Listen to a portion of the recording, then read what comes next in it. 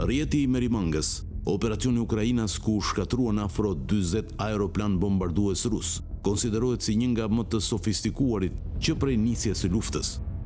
Dëmi financiar vlerësohet rreth 7 miliard dollar. Operacioni u realizua nga shërbimi i sigurisë i Ukrainës dhe u përdorën 117 dron kamikaz FPV, të cilët u transportuan në kamion. Sipas mediave ndërkombëtare, dronët u lëshuan nga kontenier të padukshëm pranë 5 bazave ajrore ruse: Belaja, Diagilevo, Ivanovo Severni, Olenia dhe Ukrainka, disa prej të cilave ndodhen mijëra kilometra larg kufirit Ukrainas, madje deri në Siberi. Së fundmi po i qarkullon edhe emri i një prej të dyshuarve këtë këtij sulmi, të cilin e konsiderojnë edhe si udhëheqës. Quhet Artem Timofejev, një ish DJ dhe sipërmarrës Ukrainas. Ai dyshohet se ka përdorur kamionët për të transportuar dronët. Grupi i tij ka operuar në mënyrë të fshehtë, duke përdorur kontenier të padukshëm pranë bazave ajrore për të lëshuar dronët. Një shofer, Andrej, thuhet se i ka treguar hetuesve rus se ju dha urdhër të parkonte në një kafene pranë bazës Belaja, kur ndaloi çatia e kamionit u hap dhe dronët nisën të fluturonin. Artemi mendohet se tani është jashtë Rusisë, pasi dhe Zelenski deklaroi se të gjithë ata që morën pjesë në operacionin Rjeti i Merimangës janë nxjerrë me sukses nga territori rus. Ky sulm ka shkaktuar një tronditje të madhe në Moskë, duke u krahasuar me një Pearl Harbor të dytë për Rusinë. Kremlini s'ka qëndruar këmbë kryq, ka dislokuar në detin e Zi, në ndece bërthamore dhe ka intensifikuar mbrojtjen ajrore.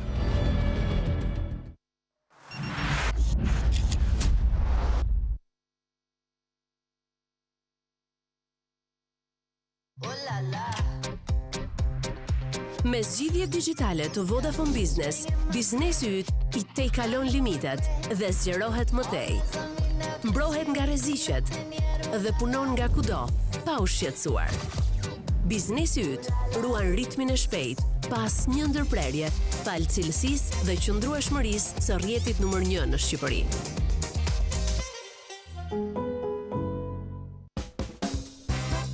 Do të dalësh sot? Jo, nuk dal. A mund t'ju ndihmoj? S'më del Hesapi.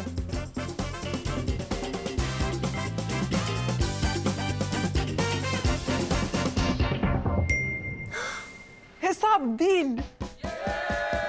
Nëse thot Hedo patjetër që po. Hesapi del me Credo Pikal.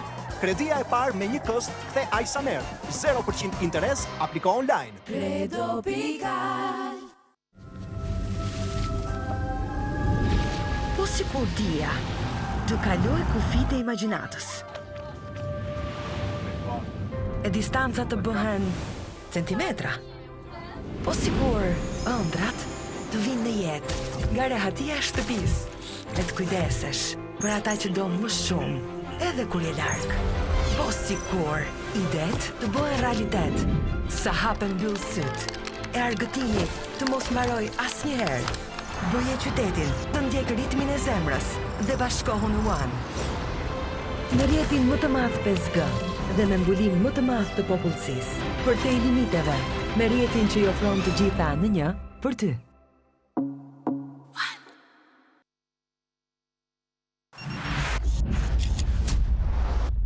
Ka krijuar në Shqipëri një makineri gjigante të blerjes votës. Në Shqipëri ka një makineri që është makineria e friksimit të qytetarëve. Kjo makineri përbëhet nga vrasë serial. Përbëhet nga kartele droge që disponojnë miliarda euro. Vetëm një prej tyre ka transferuar nga Dubai në bankat e Europës 3 miliard euro. Janë vendimmarrës kryesor. Emrojnë ministra, emrojnë drejtor.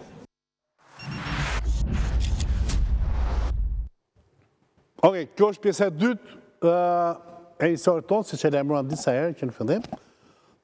Praktikisht pyetja kryesore që shikon edhe në titull është akuza kartele droge dhe organizata terroriste Shqipëria pas ka shumë, ose është, si thosh, vendi ku ato se ndërtohen, zhvillohen dhe kanë këto kartele dhe këto organizata terroriste kanë strukturat e tyre.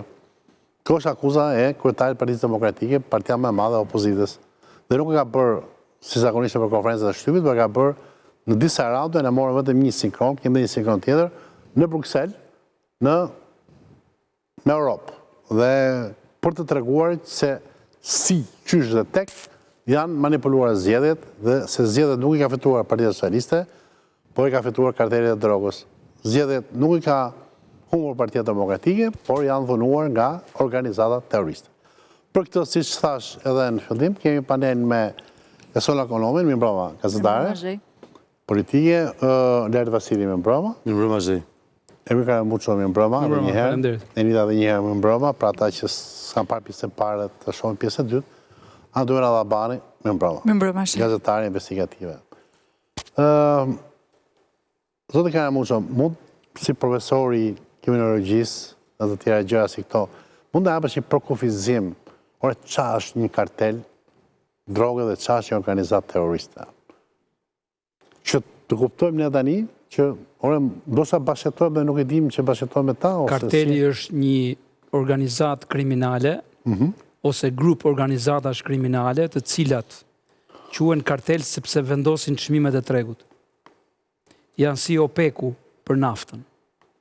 Pra ata që nuk e dinë OPEC-un, organizata e naftës.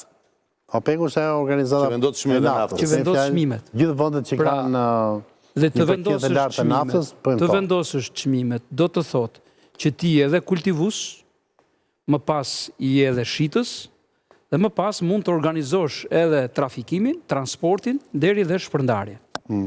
Ndërkohë që ne nuk kemi të parashikuar në legjislacionin ton penal asnjë prej këtyre, qoftë mafia që na thonë italianët, qoftë kartele që na thonë tani politikanët tonë ose edhe ndonjë politikan tjetër i Evropës. Pra nuk janë pjesë e terminologjisë tonë. Edhe në terminologjinë e disa vendeve të Amerikës Latine, nuk përkufizohet kartel në legjislacionet e tyre penale. Nuk thuhet kartel. Kartel ka marrë këtë lloj emërtese vetëm nga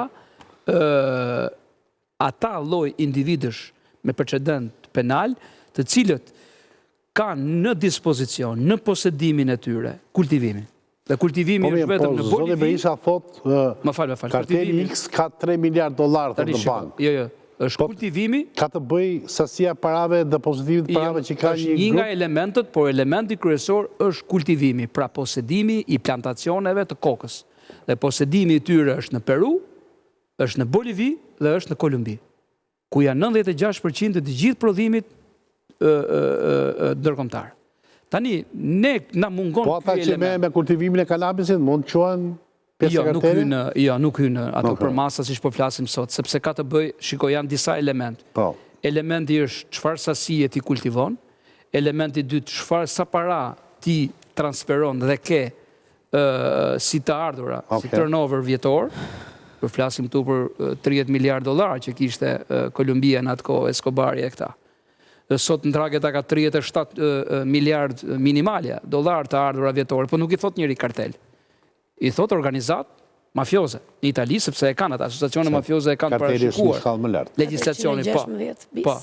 Bisi, po. Kurse ne kemi organizat kriminale, grupi strukturuar. Madje edhe rasti, më fal, edhe rasti i fundit i operacionit Ura, pavarësisht se u përmend nga italianët aty mafia, grupi mafioze, nga ana e Spaku të tha, një nga grupet më të rrezikshme kriminale etj, në ato masat ishte grupi strukturuar, pra është një nivel më poshtë organizata kriminale.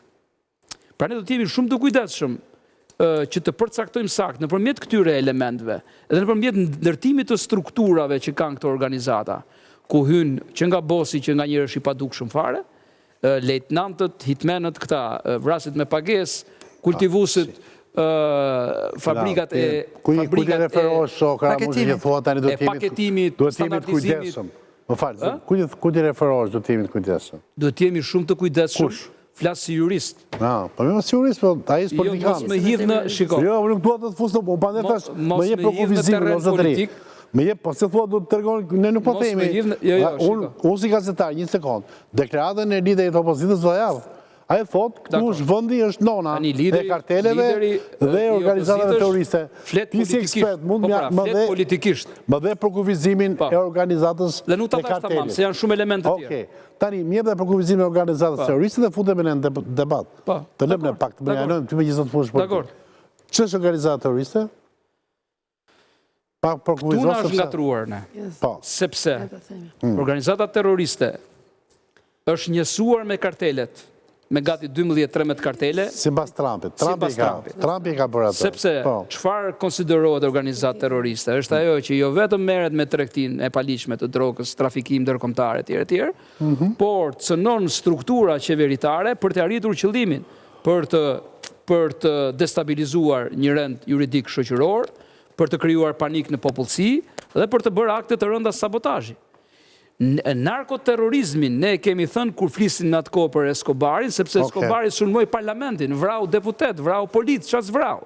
Pra ju kundërvu shtetit. Pra ne u quajt narkoterrorizëm. Tani me këto lloj tok fjalësh, Trumpi ka thënë, me që mua më duhen ca fonde më shumë, dhe t'i fut në konventën kundër terrorizmit, kanë konventën ndërkombëtare, kanë ligjet e tyre, po ashtu dhe konventën e Këshillit të Evropës, hajde se ka pasë një po e kategorizoj. Ka qenë lufta kundër fentanolit që është shumë vrasës. Fentanoli vret në Amerikë 100.000 veta në çdo vit. Po pra, dhe ka thënë që këta trafikant, po se theshtë se që është e fond, këta trafikant nuk janë thjesht trafikant të pasionit, të qefit, në një overdose të këtu janë trafikant të vdekjes, se sigur se fentanoli krijon një lloj varësie dhe krijon degradim dhe vdekje. Po pse akuzon Trumpi, do të akuzoj Kinën për fentanolin? Lëndët kryesore vinë nga Kina. E ka akuzuar. Nëse do flasim për terrorizëm. Nuk kemi Trumpin tani, po kemi me doktorin. Prit, dakord. Dhe jemi jo për atë. Jo, që nuk do të jesh politik, më çon në Kinë. Nisur, pse ta përmenda këtë? Nisur nga njësimi që ka bërë Trumpi me dekretin presidencial, që këto kartele do quhen, konsiderohen, do futen në listën e organizatave terroriste në Shtetet e Bashkuara. Për pasoj, këtyre tanëve, mendoj unë, ne nga organizata ose grupet strukturuara, hajde se po ju themi kartele, për shkak se kanë para shumë etj, dhe po ju themi Trumpit që siç ke ata ande nga Amerika Latine, që kanë nga 30-40 miliard dollar në vit, t'ju themi edhe këtyre tanëve, sa kanë këta, t'jene këta terrorist. Tani kjo për mua nuk shkon në kuptimin e legislacionit dhe akteve ndërkombëtare, sepse po të marrim, po të marrim në Evropë, jo në Evropë, mos shkojmë në Evropë, shkojmë në Ballkan. Ne na quajnë grupet e Ballkanit, ose më mirë mafia e Ballkanit, na quajnë Amerikë Latine. Tani këtë punë duhet ta bëj Trumpi për gjithë Evropën, se në gjithë Evropën ti ke grupet krimit organizuar që kanë jo 3 miliard, po 30, 40, 50, 70. Dhe i kanë të investuar në asete të ngrira. Ata vënda më të mëdha, pra është shumë subjektive dhe shumë relative kjo që mundohet të ndodhë. Si për kufizim ti thua që ne organizatat kriminale kështu dhe të trafikut kemi, na mungojnë elementet për qenë, na mungojnë disa element për qenë kartel. Kjo nuk do të thotë që ne nuk kemi krim të organizuar transnacional. Jemi fuqishëm në atë krim, por kemi një pjesë tonë që në krahasimet të tjerët është e parëndësishme. Ndikon të huajt nga këto fjalë, është kjo një shkatrim imazhi? Politikisht po, juridikisht jo. Kur i pyet ata. Çdo më thon politikisht, po.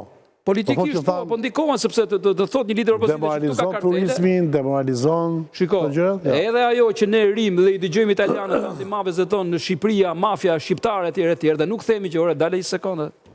Institucionet duhet flasin. Institucionet duhet ta sfumojnë se kjo është propagandë që na bëhet nga ndërkombëtarë dhe kur gjen rrënjë edhe tek politikanët tanë, thonë pse jo? Hajde ta vazhdojmë. Për mua, ndërkombëtarët, disa ndërkombëtarë dhe institucionet e tyre po bëjnë racizëm. Jo, prit mos i themi gjitha, nuk do themi gjitha që në ndërën e parë. Jo, më duhet ta them dhe këtë. Duke thënë që ne kemi një mafia shumë të fuqishme dhe duke anashkaluar mafjet e tyre që i kanë 10 fish së shumë se ne, po bëjnë racizëm dhe ksenofobin dhe shqiptarëve. Jemi të rrezikshëm, po jo deri në atë nivel se sa ne anatemohemi. Faleminderit. Mendimet tonë pse mos e bëjnë? Lart? Zhi, po faleminderit. Shiko, në vijim të asaj që tha Karamuço që shiko, me i the mos e bjerë nga Kina, ne mund të bim nga Kruja, me kë është. Në nëntorin e parë të historisë së Shqipërisë, 28 nëntor 1423, Gjergj Kastrioti tha, liri nuk ju asolla unë, atë e gjeta mes jush. Kështu që edhe çuna tanë që dikur luftoni në male, drogën nuk e quan ata, e gjetën atje. Krimin nuk e quan ata, e gjetën atje. Mafjan nuk e quan ata, e gjetën atje. Kështu që e gjithë kjo që ndodhë, kjo balë që hidhet ndaj Shqipërisë dhe për më tepër, kush e bën? E bën sekretar i pari Partisë së Punës. Doktori. 50 vjetë mision. Se si do mbahet shteti ende ne bar do ham dhe s'do ja shtrim dorën armikut. Po, patjetër, shqiptarët kanë një nga traditat më të bukura në botë. Themeltare, besën. I kanë dhënë besën, po kujt ja kanë dhënë besën? Një njeriu që kur Parlamenti Evropian voton për t'i hapur dritën jeshile Shqipërisë për të hyrë në Evropë, ti ke liderin e opozitës i cili shkon dhe i nxin faqen Shqipërisë dhe thot ne jemi narkoshtet. Dhe ka drejt Karamusho kur thot mbi cilat terma bazohesh, se duhet jesh shumë i kujdesshëm. Do më thënë, çfarë pune po bën ti mo vlla tani? Se tu duhet akuzohesh për tradhti kombëtare dhe dalësh para gjyqit, se duhet jemi të kujdesshëm për ato që themi. Dhe këtu gjej rastin, falenderoj dhe se këto ditë është bërë një llaktar shumë e madhe. Falenderoj dhe mbështet se mi që patën guximin Kurajun dhe besën dhe mbyllën ca gojë të liga në rjet që ti nuk guxon dhe falemderit për fjalën e lirë që mbështet zhe i madh dhe na jep mundësinë të shprehemi, po donjëherë këtu kemi dhe frikë të shprehemi mo vlla. Se dalin ca dhe të fillojnë, do me thënë, dhe kërcënojnë me nën, me motor, dhe pastaj, kur i merë krimi kibernetik në telefon, bëjnë si zonjusha në prajmë. Pra, ne o kemi burni, o nuk kemi burni.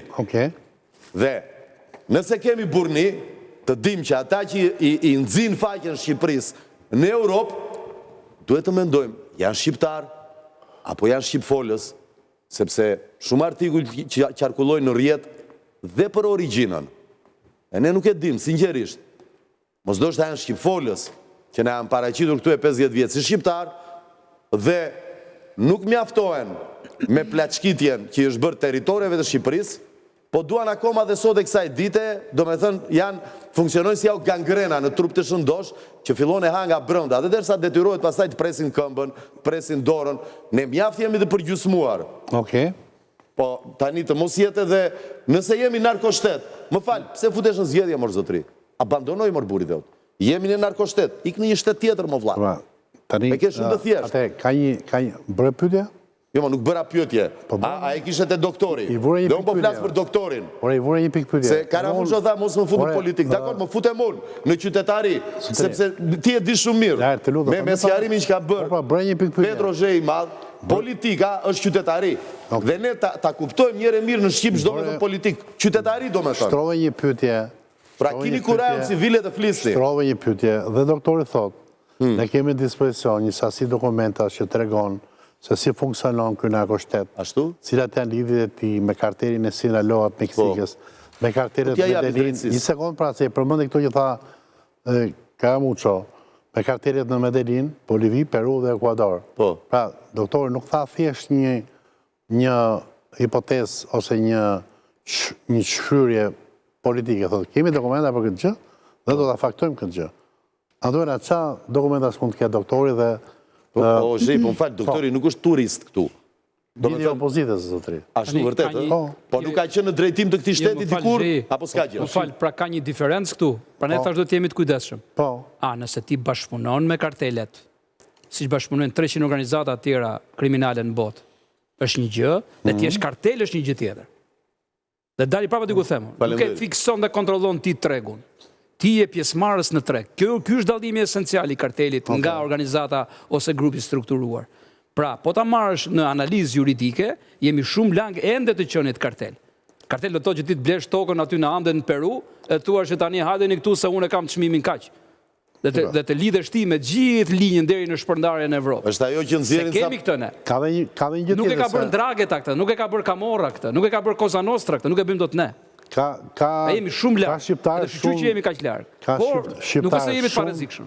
Shumë virtuoz në tregun kriminal, si shka shqiptarë që shesin banane, jo, banane nuk shesin do të ne po, domate... Kemi pasqit. Jo, kemi blesh, shumë banane. Kemi pasqit. Po nuk prodhoj banane për të shi. Prodhoj me banane? Ka i banane tani, është futur kjo. Po pra, po themi. Sigur se banania ka dhe konotacion pornografik, zhej mos ta kalojmë atje. Jo, ate, po thoja një gjë tjetër. Kemi biznesmen sukses, sepse ne nuk di se çka eksportojmë ne pandaj. U vura në vështirësi. Ne eksportojmë trimëri. Kryesisht trimëri. Trimëri, po. Po flas për këtë gjë konkret. Domate, shalqi, speca, tranguj, në gjë tjetër nuk ça mund të... Mish? Mish e mi importojmë ne se bëjmë sallam me gjë. Jo, eksportojmë. Ne eksportojmë mish. Po mish e lëviz. Pra, dakor. Atë eksportojmë këto gjëra. Eksportojmë mish me taka. Këta bizneset e vendase. Ndërkohë që kanë çuna talentuar në llojin e tyre, në sferën e jetës tyre, që merren me trafik të gjërave të tjera. Për shembull, të kokainës e këto. Tani, pyetja është që kur ti ke 20 vjet ose 10 vjet ose 15 vjet apo 30 vjet që ke kryer një organizat biznesi narkotrafiku, unë da qojmë shumë biznes narkotrafiku. Tani, që duhet bëjë Shqipëria, pse doktori e kërkon përgjigje në Tiranë? Thot, jo, ata mbështeten në Tiranë. Nuk e kërkon përgjigje në Tiranë. Do të presë politike të djatha. A dëshiron të presë, të denoncoj fjet politike të krimit, pra nuk ka ndonjë problem me krimin vetë, ka problem me fuqizimin sipas tij të PS-s. Ora i kameramën, po problemi është që më thoni lidhjet, po. Berisha me shumë... Ai ka shpjeguar. Mbaroja. Jo, s'ka, let flas Anduena. Jo, mbaroja, s'ka. Jo, më shumë, mos... Anduena jepi. Se pyeti që çfarë informacionesh ka doktori, prandaj ta ndaj më herët. Okej, lidhjet dhe burimet financiare vijnë nga Meksika dhe nga Venezuela. Ne të gjithë e dim që grupet shqiptare që janë fuqizuar në këto vende latine, paratë e tyre, përveç se i ligjërojnë në vendet siç janë Dubai, i sjellin në Shqipëri dhe këtu pastaj investojnë në ndërtim, investojnë në njerëz, në burime njerëzore, pra investojnë në qeveri, investojnë në poste të rëndësishme, në njerëz ku ke nesër një feedback. Për këtë flet Berisha. Dhe Berisha është e vërtet që njerëz, jo Berisha vetëm, se Berisha e ka humbur kohën për të hetuar dhe investiguar, po njerëz Berishës kanë mbledhur informacione dhe ja kanë deleguar atij në formën e dosjes, për të cilën unë me sa kanë informacion, Berisha nuk do ta vënë dispozicion organeve shqiptare, po do ta vënë dispozicion të organeve lizbatuese të huaja, që lidhet pikërisht me këto shtete, për të legjitimuar faktin që shteti sot është i financuar nga grupet e organizatat kriminale apo grupet terroriste, siç kërkon ai që ta vendos dhe ta anetemoj, por që nga përqasja dhe konfigurimi që kanë këto lloj grupesh, mënyra se si ata operojnë, se si sillin paratë, se si investojnë, se ku i çojnë, si shpërndahen, kanë gjas me organizatën kriminale. Po, ato organizatën kriminale, po flasim për termin kartel dhe për termin organizatë terroriste. Që janë organizatë kriminale nuk diskutohet që kemi... Po ja ta them unë se ka terroristë në Shqipëri. Nuk ka. Në kuptimin tonë penal është komplet gjë tjetër. Mungojnë akte terroriste. Jo, po dhe s'ka klasifikim terrorist. Po nuk ka, po lidhja që... Vjetë kemi pasur vetëm 2 për hetimet. Dhe kanë qenë individuale, nga këta uqit dhe vetëmuar. S'kemi organizat mirë filt. Nuk kemi, nuk kemi. Po jo për prani që tani të vinë me qik në ndërgjegje tamam që të themi ore... Shërbimet e huaja të cilat janë në Shqipëri Ervin, ti e di shumë mirë, kryesisht qasjen e parë kanë pikërisht tek terrorizmi, pra tek siguria.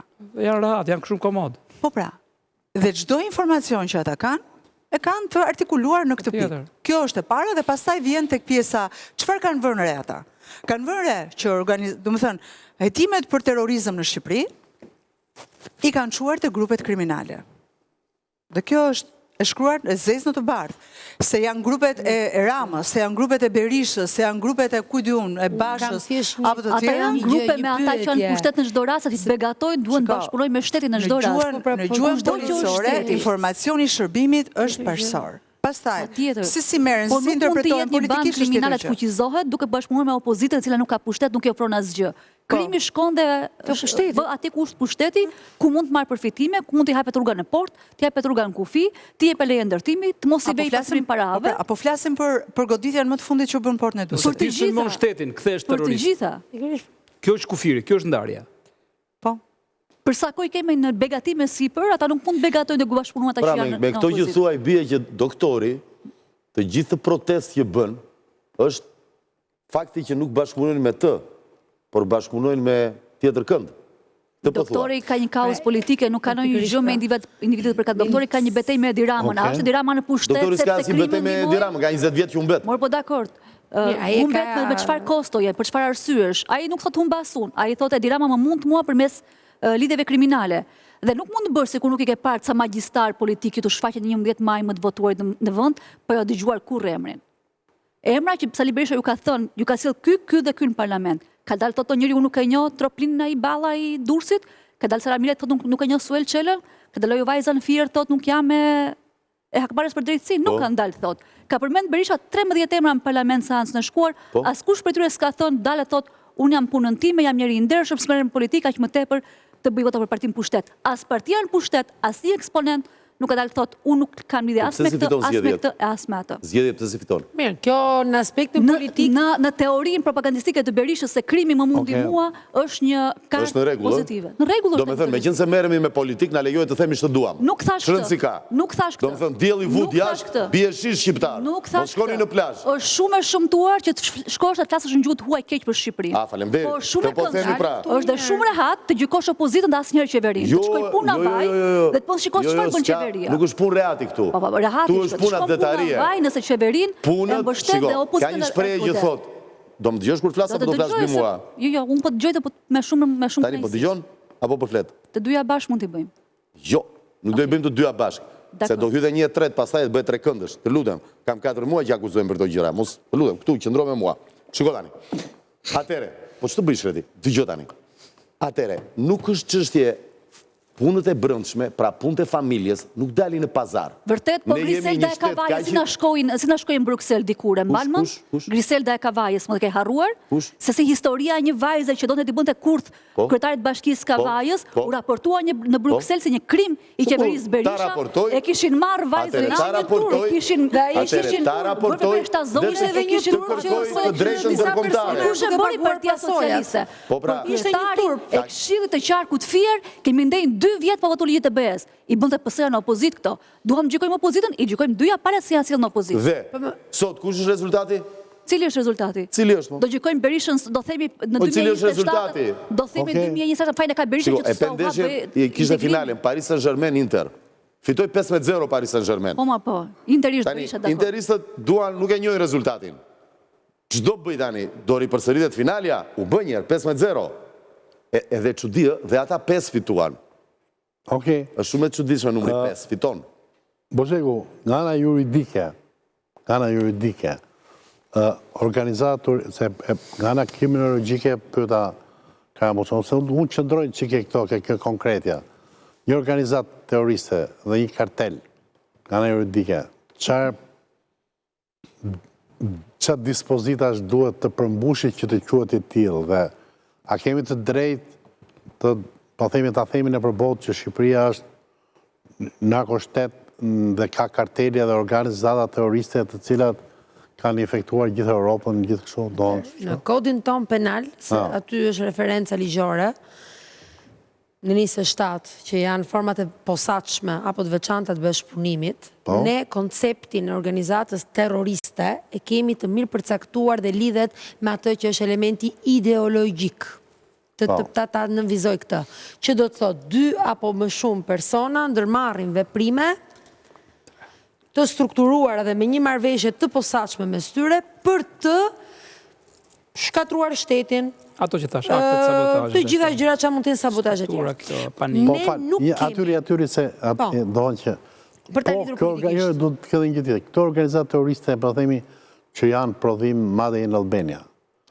Supozojmë se janë. Tani këto mund të bëjnë terrorizëm dhe jashtë Shqipërisë, se këtu është problemi, se pse thua ti në Bruxelles atë, thua në Bruxelles sepse ti thua, shiko, tu ka bërthama terroriste, që nesër do vinë shtëpi, do djekin shtëpinë. Do bëjnë akte terroriste. Ty ta tha Maduro. Jo në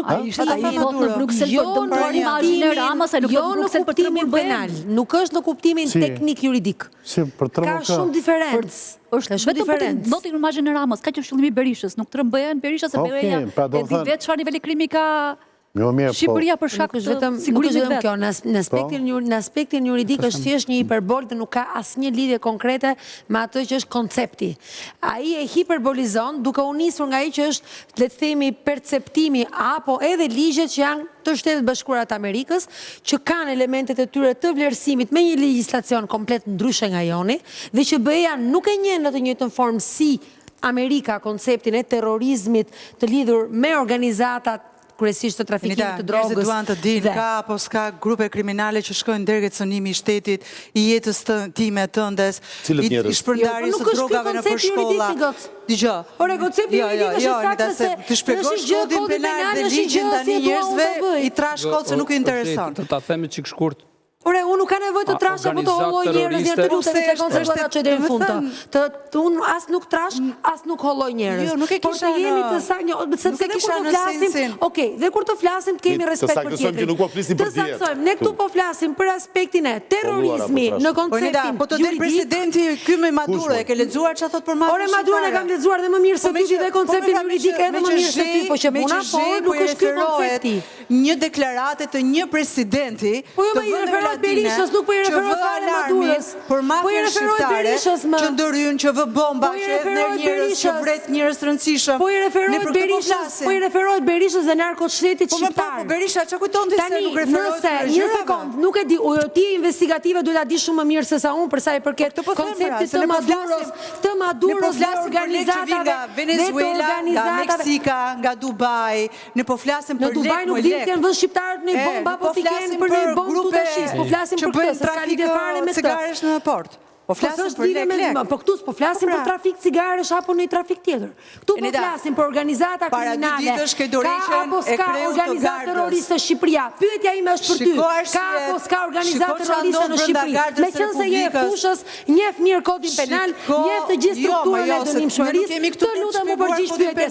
Ka në Shqipëri apo nuk ka organizata terroriste të klasifikuara sipas konceptit të kodit penal organizatë për organizatën terroriste. Po patjetër njerëzit duhet janë të informuar edhe mbi kodin penal. Ti e di që të gjithë neve në moment që kodi penal publikohet në fletore zyrtare duhet ta dimë që të gjithë besoj se kjo është përgjigja. Ti juriste motor e ke me shumë fanatizëm, unë s'dua të ndëroj fare. Jo, unë kam me fanatizëm për qenë i saktë. Për qenë, jo, duhet ta lexosh se ke për detyrë ligjore. Mos njohja e ligjit nuk përjashton nga dënimi penal. Kështu që kanë ndjekur zgjedhjet. Organizata të tjera lisbatuese nga gjithë bota dhe Europa kanë ardhur në Shqipëri. A ke organizata terroriste, më po flasim për terrorizëm. Po një sekondë, terrorizëm. Po më pse çfarë kush ndan terrorizmin nga organizata kriminale? Duhet të ndajmë patjetër konceptin. E ke debatin, jo shumë. Më pëlqen debati ke me Karambushon. Çfarë ndan? Çfarë ndan konceptin? Pyetja e Andones mua duhet të saktë. Pastaj i ndan ti ke ekspertizën ta ndash ose ta bashkosh aktet e terrorit. Po. Ne na mungojnë të narkotrafikantët. Ne kemi dashuri me shtetin këta, nuk kemi terrorizëm me shtetin. Ne na mungojnë tek narkotrafikantët tanë aktet e terrorit, që ti përthejnë pastaj në narkoterrorist, jo në narkotrafikant. Ky është dallimi. Që ka dhe një ideologji mbrapa, deri më sot, jo. Duhet patjetër koncept ideologjik. Jo domosdoshmërisht, ke narkoterrorizmi është thjesht vënia në gjendje terrori, frike, të institucioneve dhe popullsisë për të mbajtur në kontroll biznesin e të paligjshme. Ideologjia kush është në këtë rast? Ideologjia është pasurimi përmes kryesor. Ne nuk kemi as policë, as gjyqtar, as politikan të vrarë. Po mund të kemi të blerë, profesor? Jo, një sekond.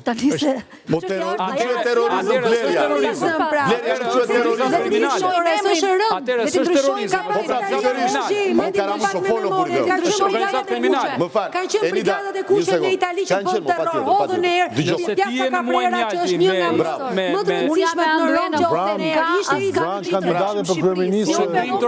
Krim të organizuar kemi në motor. Një sekund. Kush po thot, narkotrafikant kemi patjetër. Po nuk kemi terrorizëm. Mos u bivendosti, një lutem. Kemi straxhën e Bolognë që varet tjetër. Dakor. Hamendësime dilematike. Ska terrorit. Elementi terror. Një sekund. Ska terror. Zhi, ka sjaroj direkt. Kur u mor peng Aldo Moro, është ajo i thotë Nida. Ata kishin një ideologji. Këtu, s'kemi të bëjmë me ideologji. Dhe shkojmë të deklarata e Maduros, mos më ndërpre. Maduro, në Venezuel, deklaron, ka terrorist të mafjes shqiptare, thot, që në zgjedhjet e 25 majt, do vinë nga Ekuadori dhe dominojnë zgjedhjet. Tani një sekund, kush është Maduro që deklaron këtë gjë? Dhe pse e deklaron këtë gjë Maduro? Nga Afrika se mos a i umbet në zgjedhjet e 25 majt, mos më ndërpre, deklaron që do vinë nga Ekuadori shqiptarët. Ky duket si emigrimi delfinve. Më kupton që fillojnë, do me dhënë, ftojnë ujrat në oqean dhe shkojnë drejt ujrave më të ngrota. Dhe shqiptarët anina u bën si dallëndyshet, që në vjesht shtektojnë drejt zonave të ngrota dhe vinë në pranver. Dhe Maduro ndëron që në 25 maj do vinë shqiptarët nga Ekuadori në Venezuel edhe do pengojnë zgjedhjet. Lartë, me le lartë. Maduro ka për organizatat. Mos e, kam jetuar 20 vjet në Greqi dhe hapeshin lajmet me shqiptari bëri këtë, shqiptari bëri këtë, shqiptari bëri këtë, shqiptari bëri atë. Dhe nuk kapeshin me agimin e artë. Faleminderit, dhe s'kapeshin. Jo, e di që s'kapeshin me agimin e artë. Se atje ishin të konvertuarit e juguton. Edhe në Itali do të njëta gjë. Dhe unë kam jetuar bashkë me Nita në Itali, së rëzjo bashkë, kemi jetuar në Itali. Kemi jetuar. E moja. Tani një gjo. Ose për shumë të mundë Ose ga e të fënare të bërë shko në mes një sekund, nuk ka problem. Urdro. Por, ka një gjë, ajo që thot Anduena, fakt ka bërë gjore botës, sepse Maduro nuk është një do si do. është një personitet i një vëndi shumë madhë. Pa tjetër. Me turnover shumë madhë, është nga vëndet me rezervat më ndatë naftës, është një ultra i majtë, koptot, nuk ka rëndësi, është një personazh që pse s'mori një mafia meksikane, që nuk mori një meksikan. Aty ka meksikanët, Sinaloa, to. Pse nuk mori një peruan. Sepse do rezikonte, po të përmënde emrat e tyre. Mi pa rregull. Te shqiptarët nuk rezikon. Tani, kjo është një super analizë si bën ti, por nga ana tjetër, fakti që thotë Anduena, mos e injoroni se nuk injoroni, është i pa injorueshëm. Dhe kur e pash u trollondita, diçka thash brenda vetes? Jo, ç'është këndvështrimi. Nga këndvështrimi, diçka thash. Këtë mërëshëm kërë shqiptare, burja ka për të Vetë Ramës prezontot, dërë në Venezuel shko, po Maduro është që frikëshëm, bën beteja ideologjike me Amerikën, është si një pull Fidel Castro, është që frikëshëm, dhe e thot, po, do në vrajë kërë shqiptare, dhe une, nëse si e bra një tivozë... Jo, dhe emisionën parë, se kemi thë që kemi trajnuar dhe një lider tjetër këtu. A mund të komentojmë Madurën, apo të talëm? Po, komentojmë që ta mbyllim si... se e kryzuam Anduena dhe nuk më përqea. Ka një të drejtë e cila ka ndodhur edhe në Ekuador, ndodhur edhe në Venezuel, që grupet e fuqishme transnacionale ku janë dhe shqiptarët, depërtojnë deri nivele shumë të larta politike për të zgjedhur njerëzit e tyre në pushtet dhe për t'ju hapur gjithë portat për të sjellë drogën, qoftë në Amerikë të Veriut, qoftë në portet e Veriut të Evropës. Kjo ka ndodhur në Ekuador, kur njëri për ty që është arrestuar kohët e fundit, shkoi deri ke kunati i presidentit asaj kohe. Dhe kjo po ndodhet edhe në Venezuel në zgjedhje, sepse ta nuk e duan Maduro, grupet e narkotrafikut aty nuk e duan. Dhe janë bërë të gjithë bashkë, përfshirë tu dhe shqiptar, patjetër, që të mundsojnë, të paguajnë, që të hidhet të bira i nga pushteti për të sponsorizuar njeriun e tyre, njerëzit e tyre, që t'ju hapin portet e Venezuelës. E di kush është zgjidhja Karamuço? Po patjetër kjo është. E di kush është zgjidhja? Tani s'mund të thuash tani se bën mafia shqiptare. Jo mafia, se ka i grupi që u arrestua, vetëm një ishte shqiptar. Pikërisht pra. Por ti e di kush është zgjidhja? Qëllimi është i përbashkët aty ku janë edhe peruanët, janë edhe bolivianët. Që të mos kemi hatara të tilla. Ti e di kush është zgjidhja? Mund të lokalizojmë pak, si ka mundësi që në Venezuel krimi bëhet me opozitën, është kundër presidentit për të lullëzuar. Dhe këtu në Shqipëri, po e pyet se kam nevojë për mendim profesional të tij. Pra nuk e mendim tëndin, do Do me thënë... Ka mundësi që të mund të pasuroj mendimin tim edhe me profesorit të pasuroj Karamuqo. Pasuroj Karamuqo. Në regull, tani si ka mundësi që atje vjen kriminalet për të begatuar përballë me pushtetarët, ndërkohë që këtu as zyrtarët nuk vriten, as policë nuk vriten, as qeveritarë nuk vriten, po janë gjithë lumtur dhe i vetëm që janë kod është opozita. Atëherë, sepse këtu kemi ende nivelet e grupeve të strukturuar dhe organizate kriminale, nuk kemi terrorizëm. Po, këta grupet e strukturuar kriminale, si begatojnë si pas të jenë në Shqipëri? Nëse këta nesër, në bashkëpunim me strukturat veçanta të shtetit, pa tjetër. Faleminderit, dakord. Po në nga kanë dalë gjithë ato përgjime këto. Faleminderit, dakord. Po në nga kanë dalë përgjime këto. Në nga dalë përgjime këto. A mundem të me policinë, me qytetarë, me prokurorë, pa tjetër. Po, më falë, ana kam dalë në përgjime, me policë, me gjyqtarë, me prokurorë. Edhe Berisha atë thot. Tani, ti e di kush atë thot Spaku. Dakor, këtë s'po e thot. Logjika e Berishës. Krimi fuqizon partinë pushtet. Lideri i opozitës po thotë diçka më shumë, që këta nga ky nivel që ne kemi konstatuar dhe i kemi debatuar. Lideri i opozitës Ervin ka forca të organizatës kriminale që financohen nga parti politike. Këtë thot Berisha. Këtë thot që ka forma të organizatës terroriste me financim të partive politike. Sepse ideologjia, thot ai, nuk bie dakord me ideologjia që kanë këto grupe kriminale, ka lidhje me partit politike. Tani është politika, tani politikanë që mund të pa i organizojë tani. Për këtë bim dakord që teknikës ka lidhje fare, atë që është real nuk ka lidhje. Isha politikanë, do të thoshë çik më të madhe se aq, tani po flasim. Edhe të bëjmë sikur flasim si ekspert. Niveli i kriminalitetit vonë. Politikanë ashtu do ta thonë atë mision ka. Në periudhën e prohibicionit. Do ta kalojmë çik ta ndërpresim pak që të pasurohen pak. Duan kompanisë para më bëj. Po shiko tani, në periudhën e prohibicionit e mban mend ti si kompania produksione. E ke parasysh si ndaloi çështja e grupeve më të mëdha që krijuan dhe Hollywoodin. Ishte the prohibition, prohibicion, dalimi i alkoolit. U fuqizuan ata duke shitur alkool. Në rregull, u leju alkooli. Ran. Se nuk e legjitimojnë më vlla. Është emision tjetër. Është emision tjetër. Të legjitimojnë çfarë? Është emision. Të gjitha. Na pasurosh të gjitha. Një sekond. Mbajtë pyetje publicitet. Faleminderit.